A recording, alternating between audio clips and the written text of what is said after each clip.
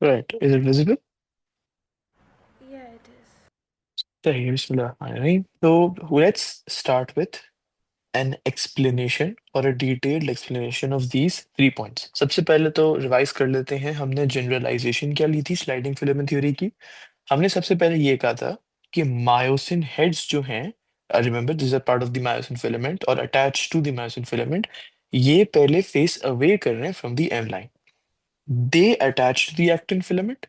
The myosin heads पे tilt करता है टूवर्ड्स द एम लाइन, तो पहले away and now towards the M line, pulling the actin filaments along with it. And the process is repetitive. कौन सा process? Attach करना actin filament के साथ, मायोसिन हेड्स का टिल्ट करना और एक्टिन फिलामेंट का पुल करना। अटैच फिलामेंट का सॉरी एक्टिन फिलामेंट का पुल होना। Attach tilt pull, attach tilt pull, causing the sarcomere length to decrease, जिसे हम मसल कॉन्ट्रैक्शन कहते हैं। अब थोड़ी सी इसकी हम डिटेल में जाते हैं। राइट। तो एक पास पेपर क्वेश्चन के हम हिसाब से करते हैं, मतलब सबसे पहले तो मैं पास पेपर क्वेश्चन लिखता हूँ। Describe the sliding filament model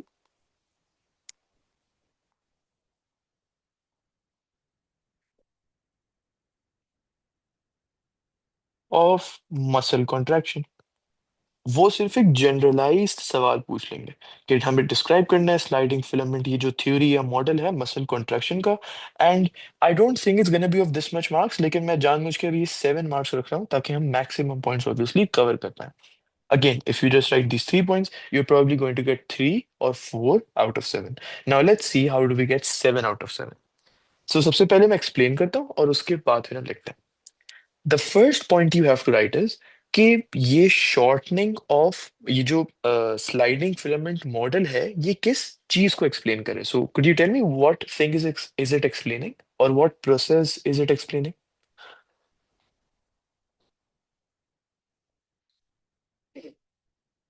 It's explaining muscle contraction. Or could we say it's explaining the shortening of the myofibril length? Yeah. Yes, so the muscle contraction or shortening of myofibril length, whichever you would write, is due to the sliding filament model of muscle contraction. और सबसे पहला point तो ये कि you need to know what is it explaining or what is it giving a reference to. अच्छा, इस process में हमें ये तो पता है कि myosin heads and actin filament involve होता है। सबसे पहले मतलब at first before the process starts, हमें यह भी पता है कि myosin heads are facing away from the M line and number two they are not attached to the actin filament. सबसे पहले तो let's write down everything we know until now. So the shortening of the myofibril length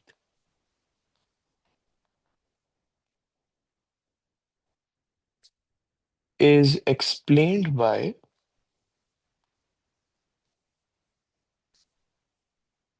the sliding filament model।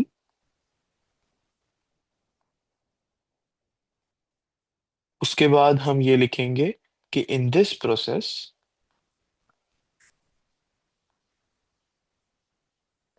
myosin heads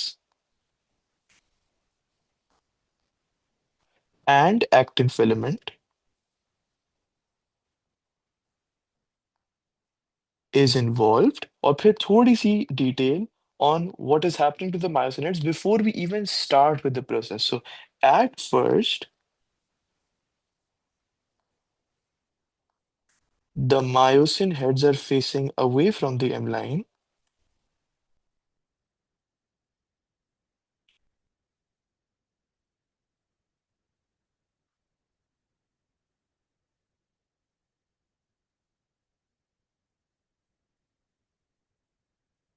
and are not attached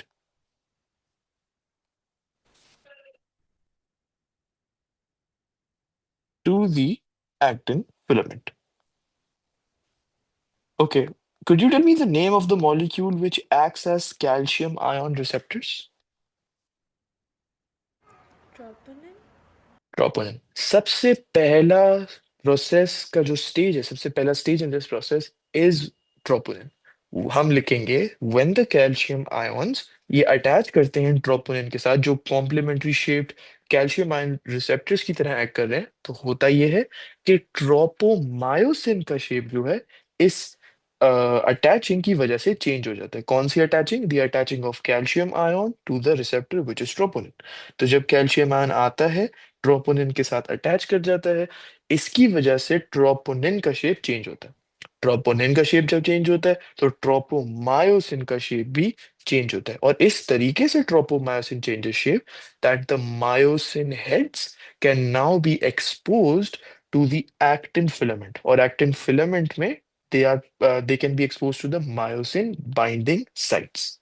तो अगर हम इस पूरे actin filament को देखें, ये वाली रीजन को, तो हर जगह मायोसिन हेड नहीं अटैच कर सकता। एज यू नो, मायोसिन की बाइंडिंग साइट्स होती हैं। जब ट्रोपोमायोसिन शेप बदलेगा तो ये myosin binding sites, you could write, expose हो जाती हैं। तो नाउ अब क्या होगा? मायोसिन हेड्स एक्टिन फिलामेंट के साथ इजीली अटैच कर सकते हैं। तो ये वाला पॉइंट क्लियर? Yeah. ओके। अब मायोसिन हेड्स की थोड़ी सी बात कर लेते हैं। ये तो हमें समझ आ गया कि मायोसिन बाइंडिंग साइट एक्सपोज हो गई हैं, लेकिन बाइंडिंग साइट्स एक्सपोज होने का मतलब ये नहीं है कि मायोसिन हेड अब डायरेक्टली जाएगा और वो अटैच कर जाएगा। कुछ ना कुछ needs to happen in order to stimulate these heads in order to attach with the myosin binding sites, and that is attaching of an ATP molecule to the myosin heads। तो एक myosin head कुछ इस तरीके का होता है, जहां पे इसकी एक एटीपी की बाइंडिंग साइट होती है। So think of this bump और this hump in the myosin head as the ATP की बाइंडिंग साइट। एटीपी इस बाइंडिंग साइट के साथ अटैच करेगा, और यहाँ पे प्रोसेस होगा, क्योंकि मायोसिन हेड फंक्शन करता है as an ATPase enzyme. So ATP की बाइंडिंग साइट यहाँ पे प्रेजेंट है। अब could you tell me ATP का फंक्शन क्या हो सकता है? मतलब don't think about the myosin heads, अगर हम जनरली बात करें एटीपी का फंक्शन क्या है? It provides energy for some reaction. बिल्कुल सही, एटीपी का फंक्शन है एनर्जी को प्रोवाइड करना। जब मायोसिन हेड के साथ जाके एटीपी बाइंडिंग साइट पर एटीपी अटैच हो जाएगा ना, this allows the myosin heads to now be ready to attach to the myosin binding sites। इसका मतलब क्या है? इसका मतलब ये है, जब तक एटीपी इस बाइंडिंग साइट के साथ नहीं अटैच होगा, मायोसिन हेड भी myosin binding site on the actin filament के साथ नहीं अटैच कर पाएगा। Only when ATP is present, it is able to attach। अब इसके लिए एक वर्ड यूज करते हैं which is not in your syllabus, that is high energy configuration। Have you learned about this in school? No. Okay, so बिल्कुल भी जरूरत नहीं है to know about this, this is just extra knowledge कि myosin head अब एक high energy configuration में आ जाता है। Let me just erase this, कोई जरूरत भी नहीं है इसकी। तो you just have to know कि first the ATP attaches, and only then is the myosin heads able to attach to the myosin binding site। अच्छा, पॉइंट नंबर 3। जब ये heads, myosin heads, attach to these binding sites, the place where they attach is called a cross bridge. तो हम कहते हैं कि cross bridges form हो गई हैं, या क्रॉस लिंक्स फॉर्म हो गए हैं with the actin filament. So let's first write down everything we have discussed so far. When calcium ions, and अभी तक हमने ये भी नहीं देखा कि ये Ca2+ ions, how did this somehow come into the picture? ये हमें समझ आएगा when we learn about the neuromuscular junction, the topic after this, कि एकदम से कैल्शियम आयंस कहाँ से आ गए। But for now just assume कि कैल्शियम आयंस कहीं से आए हैं, and these calcium ions, when calcium ions attach to complementary shaped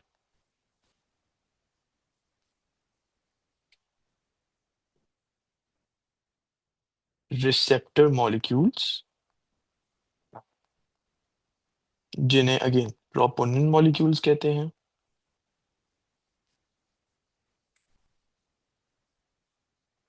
it changes shape।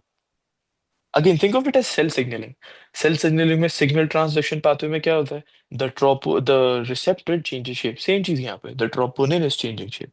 And जब ये shape change करता है, which It also causes the tropomyosin to change shape. And as you know tropomyosin तो हमारी layer थी actin filament के surrounding. So अब जब ट्रोपोमायोसिन शेप चेंज कर देगा, exposing the myosin head binding sites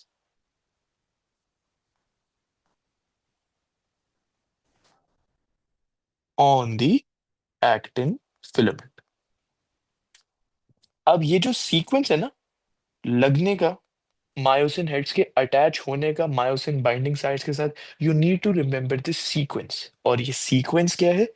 ATP पहले अटैच करेगा,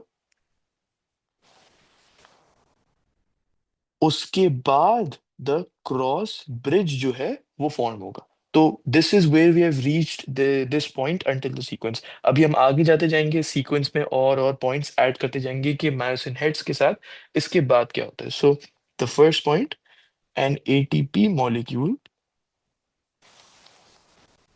is attached with the myosin head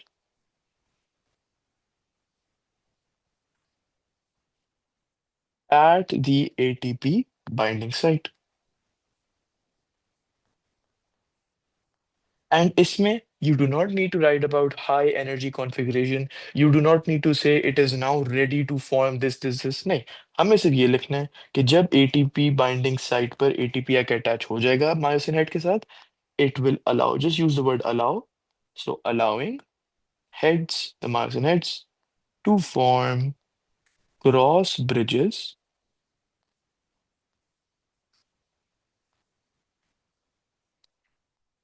with the actin filament. अब सबसे पहला keyword which you need to remember is this in this answer: cross bridges. If you write here connections, if you write cross links, none of these would be marked क्योंकि they look for the word cross bridge. उन्होंने उनको highlight किया होता है marking scheme में, उनको bold किया होता है. So obviously इसका मतलब क्या है कि it's compulsory to use that word. तो cross bridge form होते हैं. Okay. Now I want you to think of you remember those in childhood वो जो watches होती थी with the straps on them. So you would hit the strap on your hand and the watch would mold around your hand. Do you remember those? Yeah, I do. और वो बहुत जोर से भी लगती थी when you used to hit them on the hand. Okay, so suppose कि उस watch का bottom वाला जो हिस्सा है, that you have held that in your hand and you are trying to cause the upper wala hissa, you are pulling it backwards. If you pull it backwards and then you leave it, what is going to happen to that upper portion of the watch?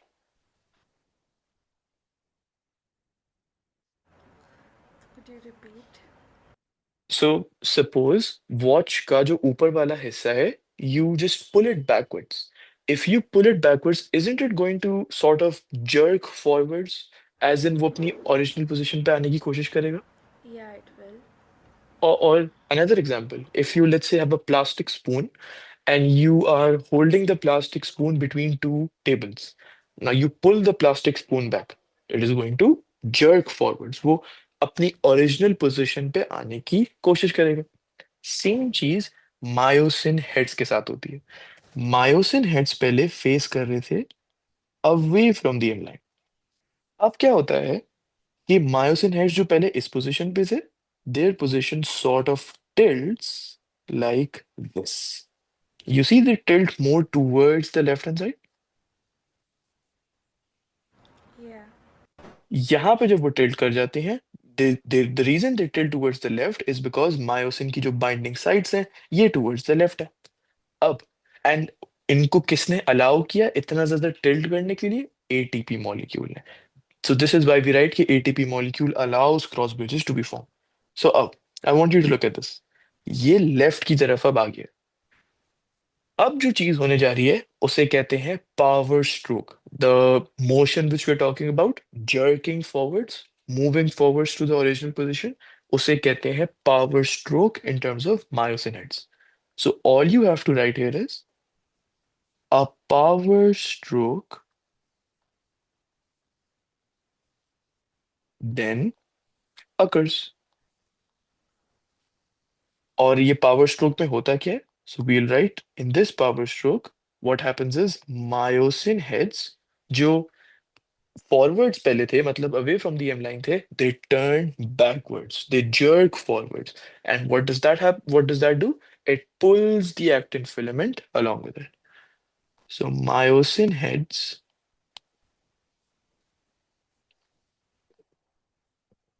I can see you're a bit tired today. Is it again because of the back-to-back classes या कोई और मतलब reason है? No, I actually had a sports heat shift today, so I've been standing like for like 8 hours straight. Oh, okay, okay. That's why. सही सही कोई मसला नहीं. Okay, so power. I'm just gonna keep it short today. मतलब आज का हमारा गोल यही है कि इस कंसेप्ट को पूरा करना है and that is pretty much it.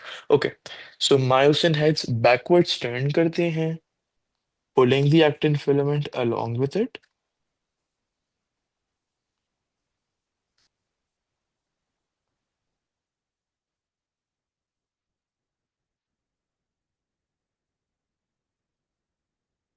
जिसकी वजह से सार्कोमेयर की लेंथ छोटी हो जाती है ऑब्वियसली जब एक्टिन फिलामेंट पुल होंगे जेड लाइन दोनों तरफ से पुल होगी so causing sarcomere length to shorten. Okay, अब एक बार ये शॉर्टन हो गए don't you think we need to repeat this process again and again and again अगर हमें पूरे मायोफाइब्रिल की लेंथ को छोटा करना है तो. Yeah. इसका मतलब ये है कि अब ये जो myosin head which has moved backwards we need to cause it to move forwards again. तो दिस मीन्स कि अब हमें उस चीज को मायोसिन हेड में से निकालना है which was causing this to happen. What was that thing? That was ATP. Because of ATP myosin was able to turn backwards. अब जब एटीपी ही नहीं रहेगा तो वो अपनी ओरिजिनल पोजीशन पर वापस आ जाएगा. नाउ सवाल ये है how do we remove ATP from the myosin head. वो तो बहुत सिंपल है. Myosin head functions as an ATPase enzyme. तो हम लिखेंगे the ATP attached. The myosin heads खुद ही क्योंकि वो एंजाइम की तरह एक्ट कर रहे हैं वो खुद ही इस रिएक्शन को कैटलाइज करते हैं कि एटीपी जो अटैच्ड है then hydrolyses to form ADP plus an inorganic phosphate group. अब जब एटीपी ही अटैच नहीं है तो मायोसिन हेड्स के साथ क्या होगा? It will cause the myosin heads to detach from the actin filament. और एक बार one like one, as in once they are detached from the actin filament, you keep repeating the process again and again. So what is the overall process? ATP attach करता है. So सबसे पहले calcium ion, troponin shape change, tropomyosin shape change, myosin binding site are exposed. उसके साथ साथ फिर ATP attach करता है. Now it is able, like the myosin heads are able to attach to the myosin binding sites. Then power stroke, this is a very, very important word. Power stroke occur करता है. Myosin heads now tilt backwards, pulling the actin filament along with it. Sarcomere की length कम होती है.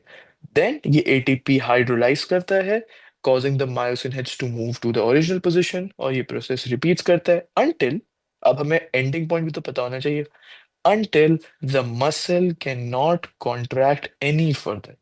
Myofibril की length हमने इतनी छोटी कर दी है कि अब सार्कोमेयर की लेंथ और छोटी हो ही नहीं सकती. मैक्सिमम कॉन्ट्रैक्शन हो गई. तो that is where the process stops. So this process repeats itself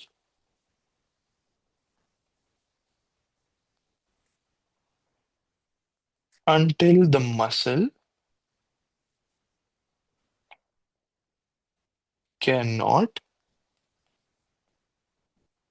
contract any more. So I'll give you 2 to 3 minutes. Just give this a read, the entire pura paragraph, and let me know if you have any questions on this. Take 2 to 3 minutes to read the whole thing.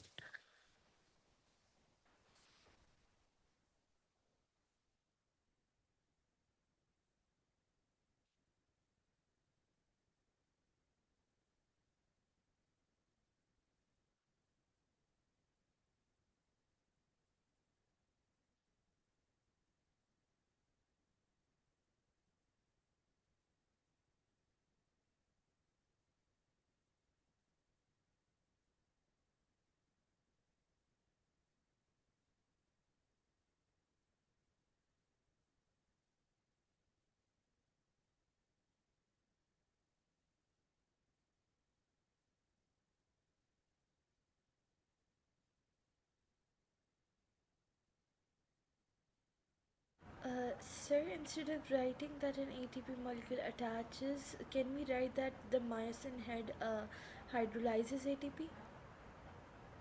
Could you repeat the question? I didn't really catch you. Basically, what I'm saying is that instead of writing that the ATP molecule attaches to the myosin head at the ATP binding site, can we write that the myosin head hydrolyzes ATP directly? नहीं तो technically जो sequence है वो ये है, पहले ATP attach करेगा, उसके बाद मायोसिन मायोसिन बाइंडिंग साइट के साथ अटैच करेगा, and then the entire power stroke thing occurs, और फिर एटीपी हाइड्रोलाइज होगा। तो so always think of ATP as a key। तो जब तक एटीपी अटैच रहेगा, myosin heads have the energy to be able to perform the power stroke. जब ATP नहीं होगा तो फिर वो अपनी ओरिजिनल पोजीशन पे चला जाएगा, and that is where we say कि एटीपी हाइड्रोलाइज कर रहा है, so meaning there is no ATP, which means that the myosin heads goes back to the original position. So Okay. वो दो डिफरेंट प्रोसेसेस हैं जो डिफरेंट टाइम फ्रेम्स में अकर कर रहे हैं, अटैच करना और हाइड्रोलाइज करना।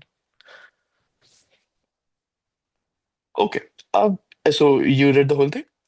Yeah, I did. सही। अब इसमें एक से दो और sentences या words in order to make this a much more better answer हम ऐड कर सकते हैं। सबसे पहला वर्ड, अगेन क्रॉस लिंक्स की जगह क्रॉस ब्रिजेस डालना। दूसरा, मायोसिन हेड की जो मूवमेंट है ना backwards, not backwards forwards, in fact backwards तो वो तब टर्न करते हैं ना जब पावर स्ट्रोक अगर करता है, मैं बात कर रहा हूँ moving back to the original position. ये जो मूवमेंट है of moving back to the original position after ATP is hydrolysed, so heads detach from the actin filament। Okay, now instead of writing moves backwards, हम एक word use कर सकते हैं, and that word is called recocks backwards।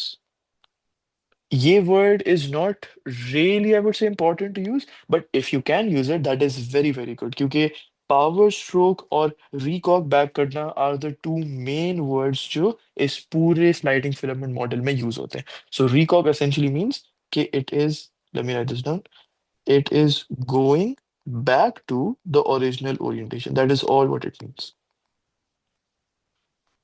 और फिर उसी के साथ साथ the third thing which we could add is, instead of writing the tropomyosin changes shape, if you could write the tropomyosin moves, that would be a better word। Again, इसका मतलब ये नहीं है कि it's literally moving, no, it is changing shape, but it is changing shape in such a way कि वो expose करता है myosin binding site को। In other words, वो move नहीं कर रहा away from the myosin binding sites। Yeah, it is. सो पहले वो मायोसिन बाइंडिंग साइट को कवर कर रहा था, अब नहीं कर रहा, which technically means कि वो मूव कर रहा है। So if you're able to add these 3 points, that's even more better, so that would be perfect। Okay, so I think that's done, we are done with this topic, sliding filament model। This is as difficult as it is going to get। Okay, so tell me, should we start with neuromuscular junction, क्योंकि वो एक नया topic है, या should we keep it till here? Up to you, क्योंकि you're tired today, so I, क्योंकि ये बहुत जरूरी अगला टॉपिक है। Yeah, नहीं, I think कर लेते हैं. It's fine. Okay, right। So now let's start with the neuromuscular junction।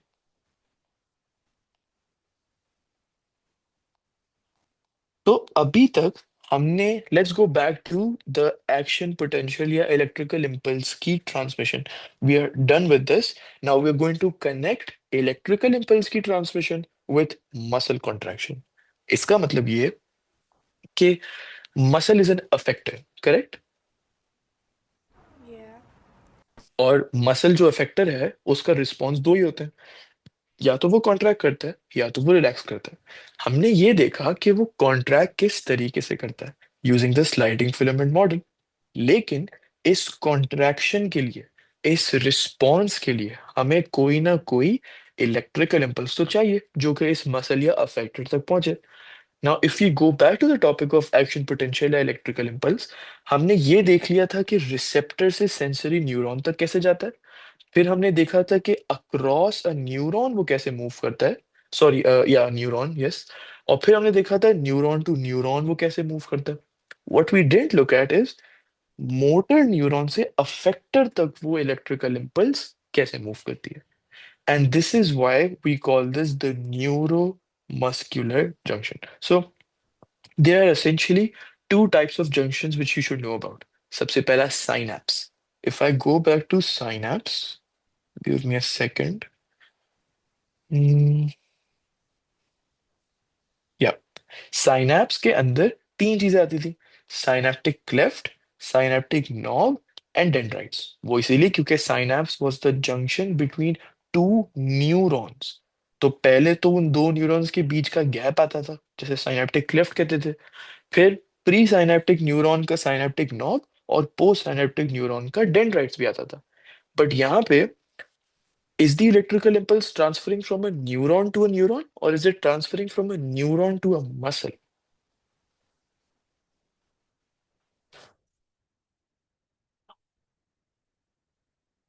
From the neuron to the muscle? Neuron to the muscle, बिल्कुल सही. क्योंकि in order to make the muscle to contract, you need to give an electrical impulse to the muscle. In other words, you need to make the impulse travel from the motor neuron to the effector. And it's always going to be the motor neuron. क्योंकि what's the neuron just before the effector? It's the motor neuron.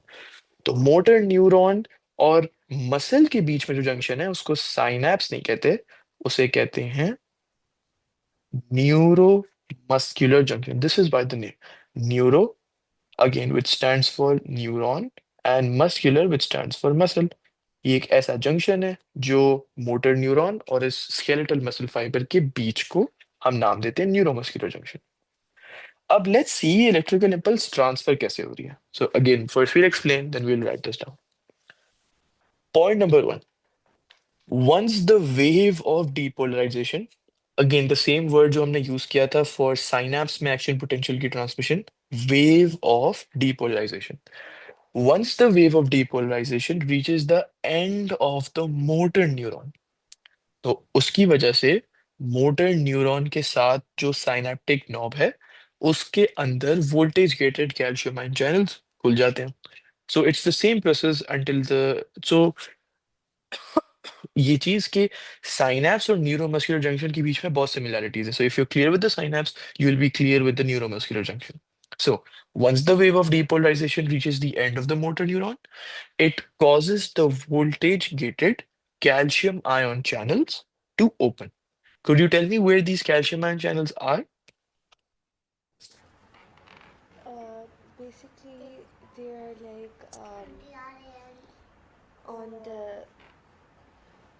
presynaptic membrane. They are on the presynaptic membrane, और motor neuron इस वक्त presynaptic neuron है. तो उसके synaptic knobs के अंदर नहीं आते वो. Yeah. यस. सो ये कैल्शियम आयन चैनल्स खुल जाते हैं जिसकी वजह से कैल्शियम आयंस का इनफ्लक्स होता है इनटू द साइनेप्टिक नॉब. अब these calcium ions cause the vesicle containing the neurotransmitters to move towards and fuse with the cell surface membrane. यहाँ इस प्रोसेस तक it's the exact same like the synapse वाला concept. Okay. एक बार ये vesicles fuse कर जाते हैं सेल मेम्ब्रेन के साथ, तो अब एक्सोसाइटोसिस होती है न्यूरोट्रांसमीटर की, जो कि डिफ्यूज करता है अक्रॉस कौन सा junction. Right now what are we talking about? What's the The name of the junction? neuromuscular junction. Correct, neuromuscular junction के अक्रॉस ये न्यूरोट्रांसमीटर डिफ्यूज होता है. तो let me write down this thing until here. When the wave of depolarization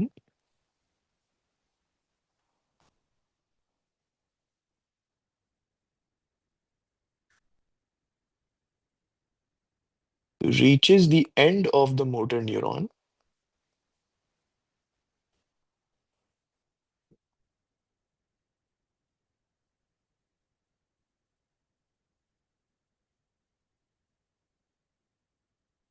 it causes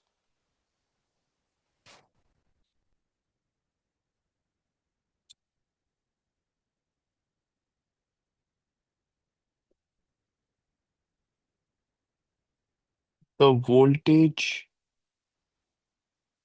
gated Ca2 plus ion channels to open,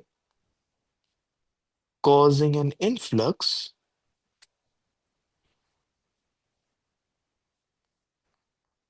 of calcium ions into the synaptic nerve. तो अभी तक we're still following the same synapse वाला concept. This causes the vesicles containing neurotransmitters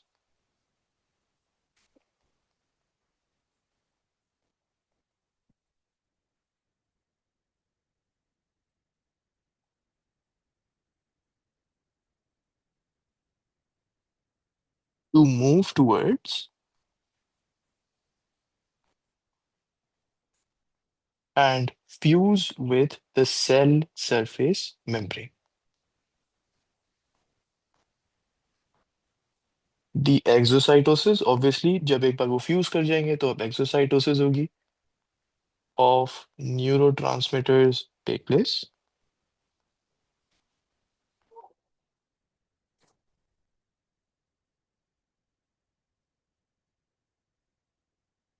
causing them to diffuse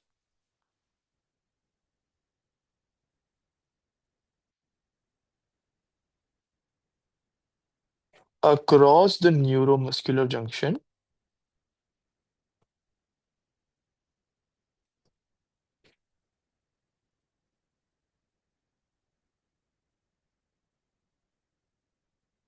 okay अब बात करते हैं आगे वाले प्रोसेस की once they have diffused across the neuromuscular junction ये मॉलिक्यूल्स फिर बाइंड करते हैं with the complementary shaped receptor molecules which are present on the ligand gated sodium ion channels again same as the synapse अब अगर हम synapse वाले concept में देखें तो ये ligand gated sodium ion channels कहाँ पे होते थे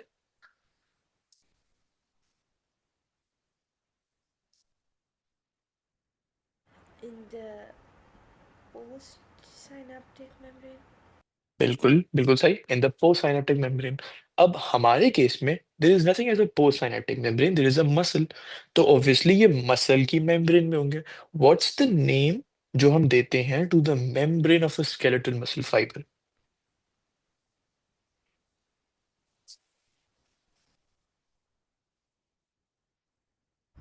Could you repeat? so what's the name of the membranes of the skeletal muscle fiber Oh, sarcolemma.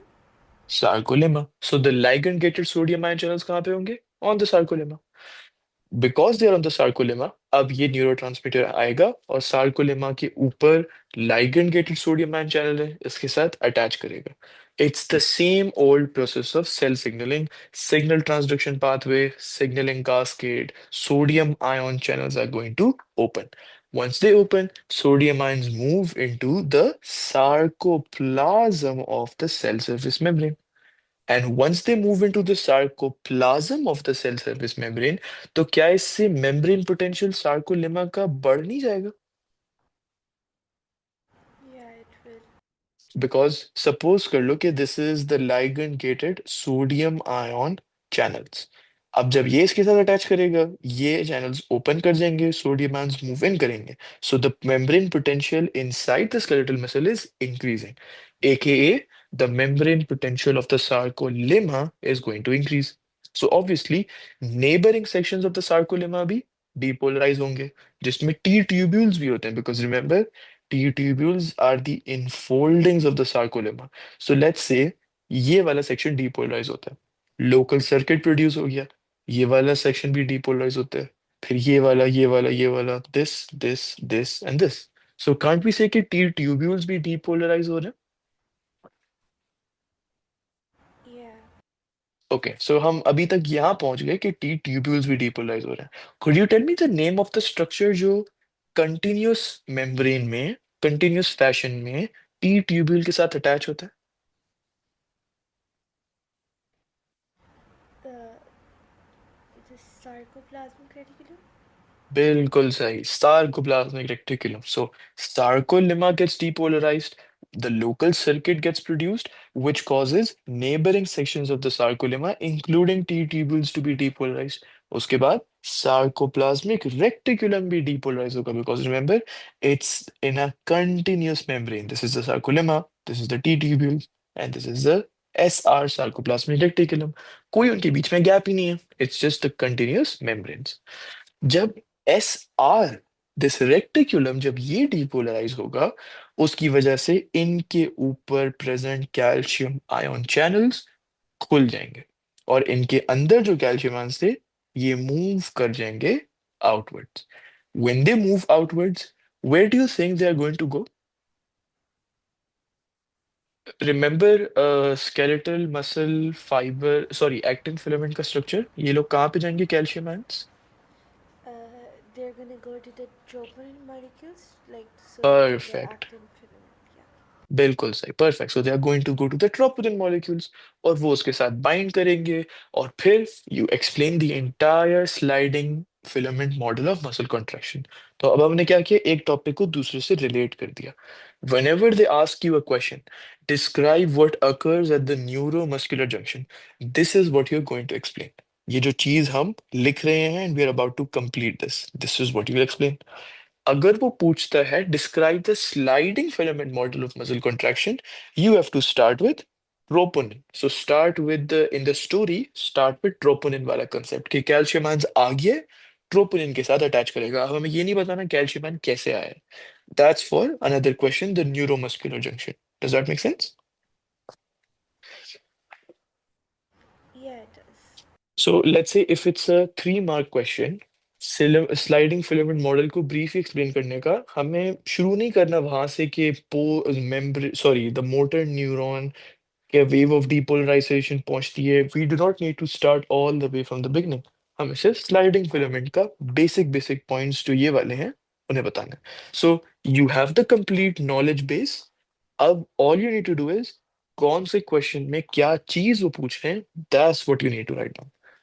But what we have done right in this class is we have linked the two topics together. So let's just complete this.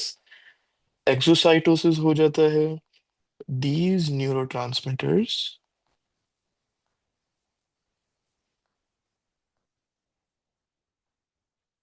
और in fact I have a text, मतलब ये पूरी चीज को मैंने text base में किया हुआ है नोट्स में. If you can give me a second, मैं इसको कॉपी कर देता हूँ, इससे टाइम हमारा बच जाएगा. Give me 1 second.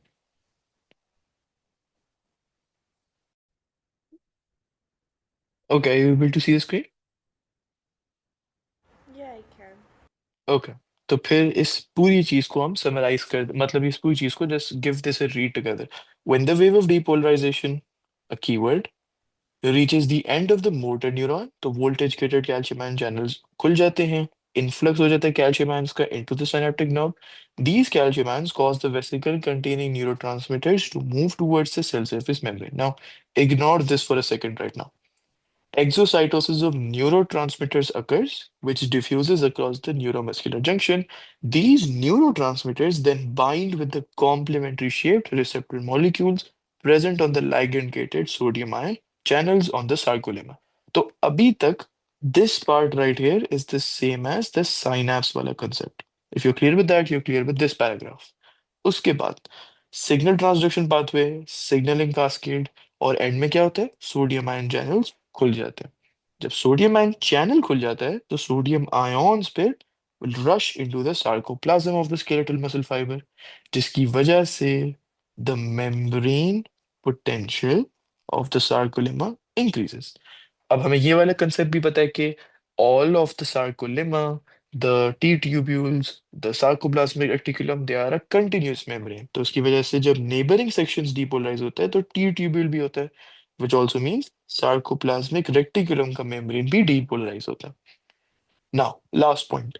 When the membrane of the sarcoplasmic reticulum depolarizes, the calcium ion channels open, causing the calcium ions to move out of the sarcoplasmic reticulum, bind to the troponin, and muscle contraction उससे हो जाती है. अच्छा, दो चीजें यहाँ पे.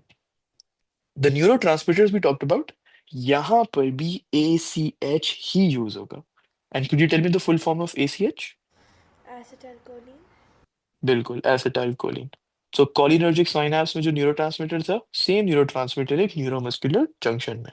और दूसरी चीज, how is the action potential transmitted to neighboring sections through the local circuit being produced. These are the two extra points which, if you could add, that would be perfect. So, local circuit produced and moves